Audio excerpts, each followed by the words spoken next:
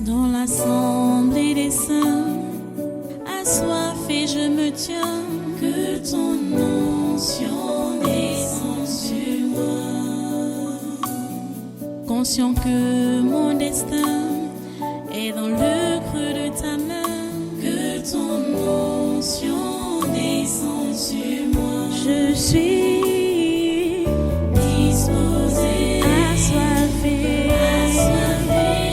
que ton onction descende sur moi. Je suis disposé, assoiffé, que ton onction descende sur moi.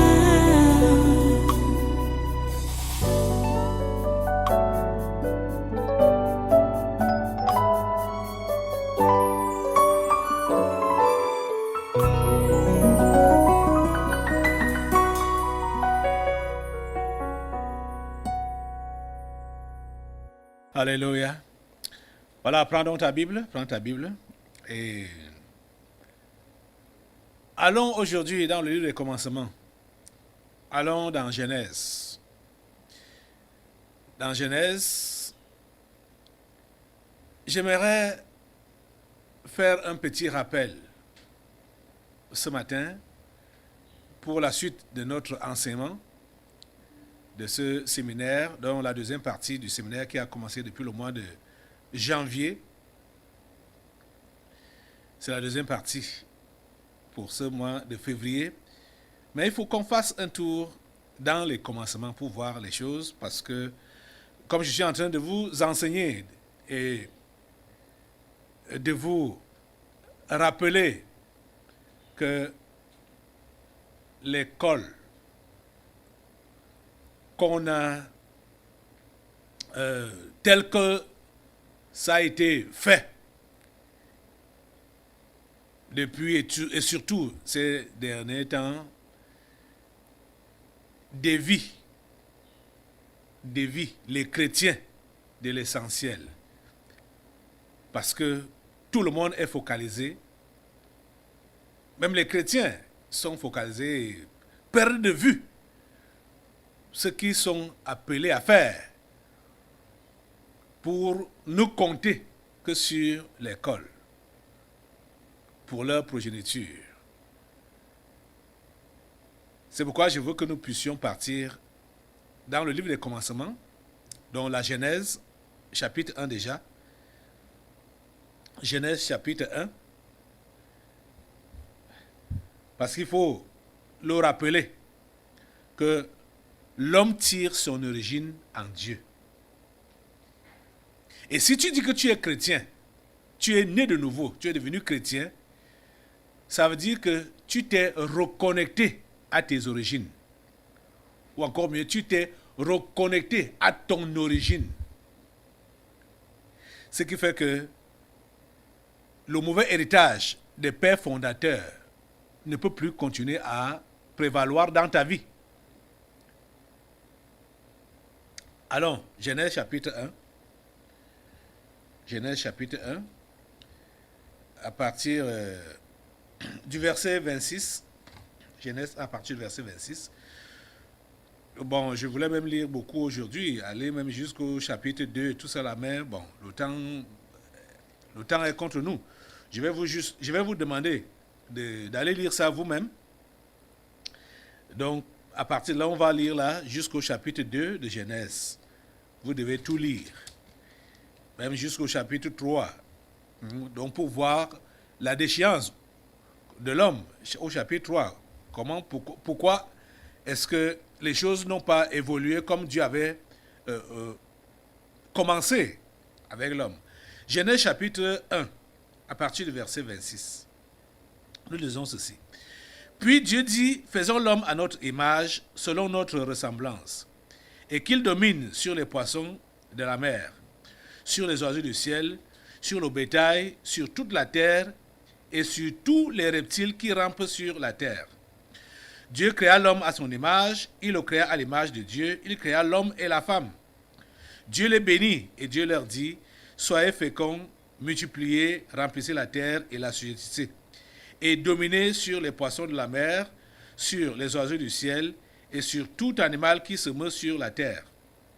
Et Dieu dit, voici, je vous donne toute herbe portant de la semence et qui est à la surface de toute la terre, et tout arbre ayant en lui du fruit d'arbre et portant de la semence, ce sera votre nourriture. Et à tout animal de la terre, à tout oiseau du ciel, et à tout ce qui se meut sur la terre, ayant en soi un souffle de vie, je donne toute herbe verte pour nourriture, et cela fut ainsi. Dieu vit ce qu'il avait fait, et voici cela était très bon. Ainsi, il y eut un soir et il y eut un matin, ce fut le 6e jour. Prions le Seigneur.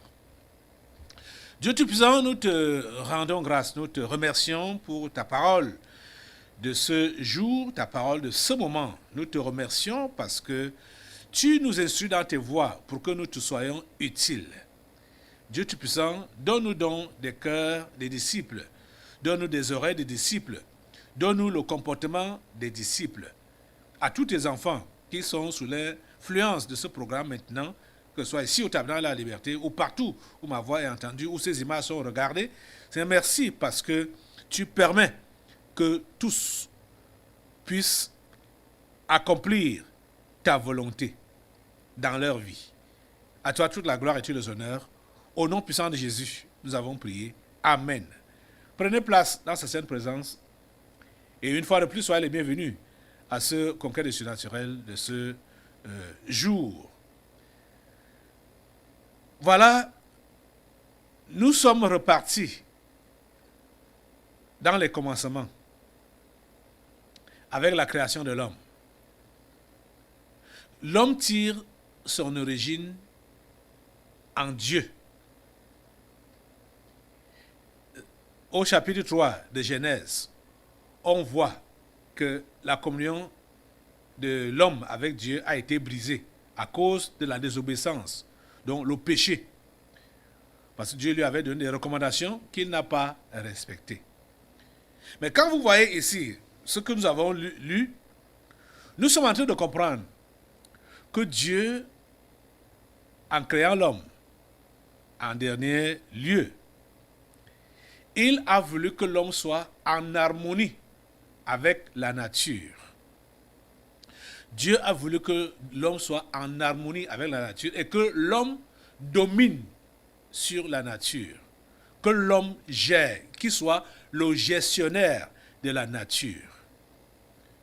Vous comprenez ça? Vous voyez ça? J'ai dit qu'il fallait... Bon, on peut lire au chapitre 2 et continuer à voir tout ce que Dieu a eu à dire là. C'est même important puisque c'est le message. C'est le message. Je suis obligé de vous lire. Genèse chapitre 2, à partir du verset 4, qui dit « Voici les origines des cieux et de la terre, quand ils furent créés, lorsque l'Éternel Dieu fit une terre et des cieux. Aucun arbuste des champs n'était encore sur la terre, et aucune herbe des champs ne germait encore, car l'Éternel Dieu n'avait pas fait pleuvoir sur la terre, et il n'y avait point d'homme pour cultiver le sol. Mais une vapeur s'éleva de la terre et arrosa toute la surface du sol. L'Éternel Dieu forma l'homme de la poussière de la terre. Il souffla dans ses narines un souffle de vie, et l'homme devint un être vivant. Puis l'Éternel Dieu planta un jardin en Éden du côté de l'Orient, et il y mit l'homme qu'il avait formé. L'Éternel Dieu fit pousser du sol des arbres de toute espèce, agréables à voir et bons à manger, et l'arbre de la connaissance, et l'arbre de la vie au milieu du jardin, et l'arbre de la connaissance du bien et du mal. Un fleuve sortait d'Éden pour arroser le jardin, et de là, il se divisait en 4 bras.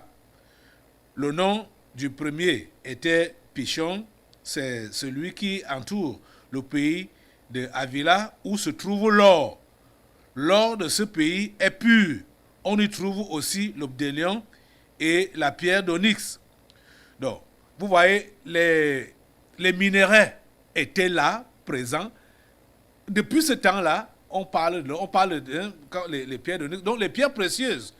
Donc, quand Dieu a créé l'homme, Dieu l'a placé Donc, dans ce jardin, qu'on appelait jardin d'Éden, le lieu là c'est entre l'Afrique et, on peut dire l'Afrique comment on appelle, Proche-Orient ou Moyen-Orient, Proche-Orient, du moins, là où il y a l'Irak à l'heure actuelle, le pays qu'on appelle Irak à l'heure actuelle. Parce que les différents fleuves qu'on cite là, il y a, je crois on parle de l'Euphrate, on parle, certains fleuves ont changé de nom à l'heure actuelle. Parce que je crois, parmi les fleuves là, il doit y avoir le Nil. Vous voyez? Et les fleuves, c'est là que l'homme a été placé et il n'y avait pas de pluie. Donc, c'est au bord des fleuves, au bord de l'eau que l'homme était donc installé et pouvait faire ses cultures. Vous voyez? Il n'y avait pas de pluie. Il n'y avait pas encore de pluie. Et la pluie n'était pas tombée jusqu'au temps de Noé. Comme je vous le rappelais l'autre jour, que quand Noé fabriquait son bateau et qu'il a dit aux gens que Dieu va faire pleuvoir, les gens ne comprenaient pas parce que les pluies ne tombaient pas encore. Les pluies ne tombaient pas encore. Et c'était donc inadmissible pour eux d'entendre que la terre sera avalée par l'eau. Ils ne comprenaient pas ça. Donc, Dieu a créé l'homme et Dieu a mis l'homme en harmonie avec la nature. La nature n'était pas hostile à l'homme, comme c'est le cas aujourd'hui. Et vous voyez, si on évolue avec la lecture jusqu'au chapitre 3 de Genèse, on va donc comprendre l'origine de l'hostilité de la nature contre l'homme. C'est à cause du péché que la nature est devenue hostile à l'homme. Mais quand l'homme se réconcilie avec Dieu, les choses redeviennent comme au commencement. Parce que déjà au commencement, quand on lit Genèse chapitre 1, verset 26, qui dit que « Puis Dieu dit, faisons l'homme à notre image. » Notre image. L'image de Dieu, c'est quoi? C'est sa nature. C'est-à-dire, quand j'ai déjà développé ça ici, déjà, quand on parle de l'image de Dieu, la ressemblance de Dieu, Dieu est quoi? Ou Dieu est qui? Dieu est amour. Donc, Dieu a créé l'homme pour que l'homme lui ressemble dans son amour. C'est-à-dire, oui, c'est dans son amour et dans sa nature, toute la nature de Dieu. Il a mis ça dans l'homme pour que l'homme soit comme Dieu sur la terre. Déjà, les psaumes nous le disent clairement que il a donné la gestion de la terre à l'homme, quand lui-même il patronne tout l'univers. Mais à l'homme particulièrement, il lui a donné la gestion de la terre pour que l'homme soit donc le Dieu de la terre, avec toute la nature de Dieu, avec toutes les capacités de Dieu, avec tout ce que Dieu a. Donc, que ce soit les créatures, que ce soit même la nature, c'est-à-dire tout devait se soumettre à l'homme. Et l'homme devait tout gérer et bien gérer. Sans antagonisme, sans rivalité, sans guerre, sans menace. L'homme devait être le patron de la terre. Dieu lui-même, le patron de tout l'univers. Mais cela n'a pas mis long. Mais c'était l'intention de Dieu. Et vous voyez donc qu'aujourd'hui, c'est la nouvelle naissance qui reconfère à Dieu, à l'homme, cette capacité de pouvoir gérer la terre comme Dieu a prévu. C'est pourquoi Pierre peut donc dire, dans le texte qu'on a l'habitude de lire, dans 1 Pierre au chapitre 1, verset 18, sachant que ce n'est pas par des choses périssables, par de l'argent ou de l'or, que vous avez été rachetés de la vaine manière de vivre que vous aviez hérité de vos pères. Si le rachat a effectivement eu lieu dans la vie d'un individu, le rachat de la vaine manière de vivre, cet individu doit être reconnecté à son origine, doit être reconnecté à sa source et ne doit plus connaître la brimade de la nature, ne doit plus connaître les hostilités de la nature, je veux dire de la terre. Et c'est pourquoi aujourd'hui, quand on est en train la terre est en train d'être gérée par les anges déchus. Et comme ils savent que l'homme a été déconnecté de Dieu, eux, ils apportent leur théorie, ils apportent leurs choses et ils peuvent donc parler, mentir aux humains, parce que ces derniers temps, et depuis un certain temps, on parle beaucoup du réchauffement climatique. Réchauffement climatique. Je crois que cette année, ils seront à leur 28e COP. COP 28. Pour parler donc du réchauffement climatique. Vous voyez, depuis des années, c'est la 28e année, cette année 2023, où on prétend donc que le climat est en train d'être réchauffé et puis il faut prendre prendre des mesures pour arrêter ce réchauffement. Sinon, la terre va être calcinée, les gens ne vont plus vivre, seront capables de vivre sur la terre. Et tout ça, on sait que c'est pour empêcher l'Afrique de se développer. C'est pour empêcher l'Afrique de ne pas s'industrialiser.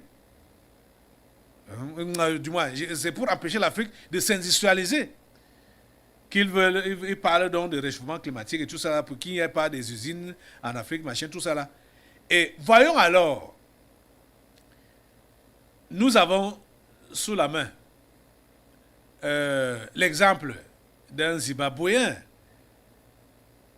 qui a eu à faire des inventions. C'est depuis longtemps que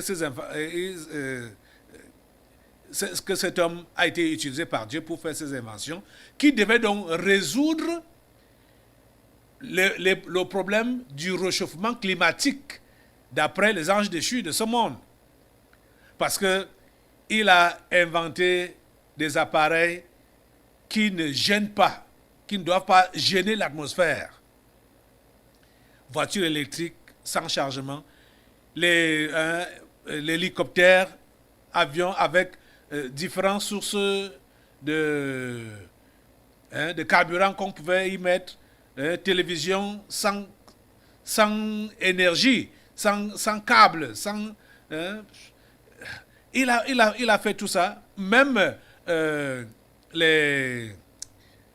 on appelle comme les émetteurs radieux, il a fait ça, des groupes électrogènes, sans être branché, du moins, sans être branché quelque part, autonome.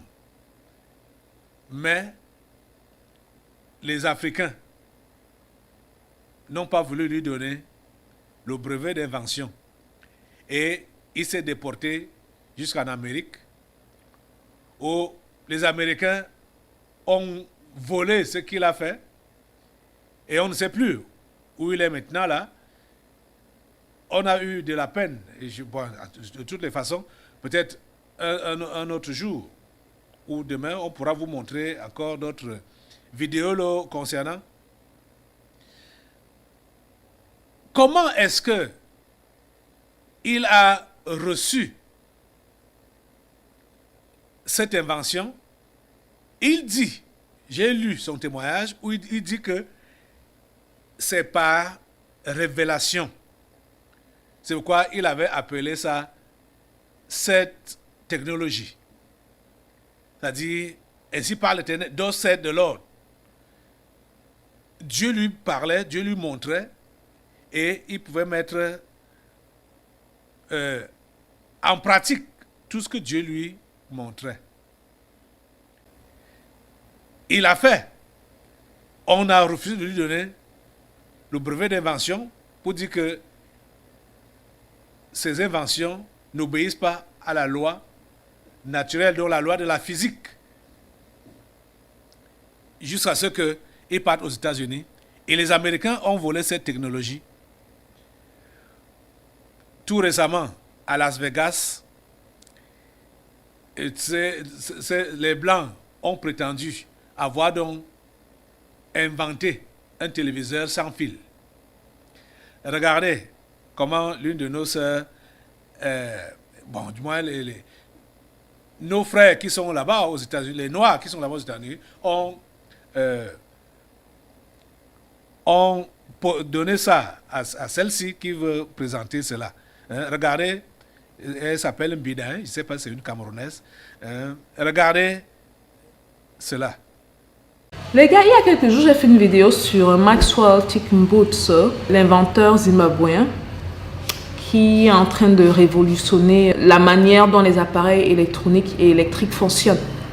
En effet, grâce à son invention, aujourd'hui, on peut avoir des télévisions sans fil, des télévisions qui n'ont pas besoin de fonctionner avec l'électricité, parce qu'il a trouvé une manière très intelligente de convertir les radiofréquences en énergie. Par contre, il y a à peu près 2 semaines, à Las Vegas, on nous a fait la démonstration des télévisions qui n'ont pas besoin d'être branchées. Est-ce que alors c'est une coïncidence? Je viens ici à noter que Maxwell Chikumbutso n'avait pas pu avoir la propriété intellectuelle sur ses inventions parce qu'elles étaient classifiées comme étant des appareils mouvement perpétuel. Merci à un des abonnés de la chaîne, un ingénieur qui a pu expliquer exactement c'est quoi. Ça veut dire justement que des appareils qui n'utilisent pas de source bien définie, alors qu'il a bien mis radiofréquence. Maintenant, n'allez pas me demander pourquoi. Je vous laisse regarder le documentaire et on revient après la vidéo.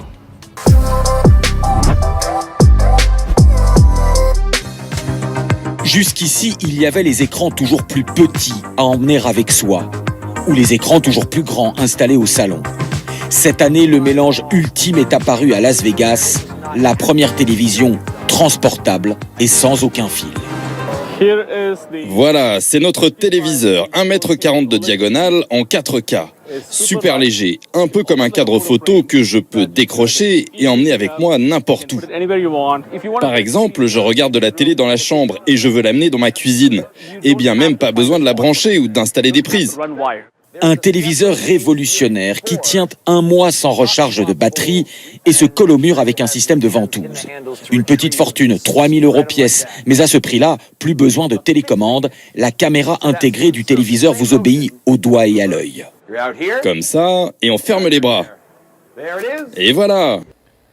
Vous voyez, ni vu ni connu, lui-même, il est porté disparu depuis. J'ai vu une vidéo où on disait que, bon, comme il était en Californie, on a dit en 2021 qu'il est tombé malade, machin, tout ça là. Et on avait mis le masque sur lui, le masque chirurgical là, il était couché. Ce que j'ai vu, couché. Et depuis là, on ne sait pas ce qu'il est devenu. Voilà un Africain. Voilà un exemple qui nous montre que la nature n'est pas ennemie de l'homme et que la nature doit travailler en harmonie avec l'homme. Lui, il était connecté à la source. Maxwell, il était connecté à la source. c'est-à-dire à Dieu lui-même. Quand tu es connecté à la source, la nature n'était pas hostile. La nature est ton ami. La nature est domptée par toi. Et la nature te sert. La nature te rend des services. Parce que c'est ça que Dieu a voulu. C'est ça que Dieu a voulu. Il a dit, Dieu, le verset 28 de Genèse 1 dit, Dieu les bénit et Dieu leur dit, soyez féconds, multipliez, remplissez la terre et l'assujettissez et dominez sur les poissons de la mer, sur les oiseaux du ciel et sur tout animal qui se meut sur la terre. Dieu a donné à l'homme d'assujettir la terre. Pas que la terre doit être hostile à l'homme. La terre doit être assujettie à l'homme. Donc, lui rendre des services. Donc, vous voyez, les histoires qu'on parle aujourd'hui de la cherté de la vie, ça ne devrait pas exister. Dans l'assemblée des saints, assoiffé je me tiens, que ton onction descende sur moi. Conscient que mon destin est dans le creux de ta main, que ton onction descende sur moi. Je suis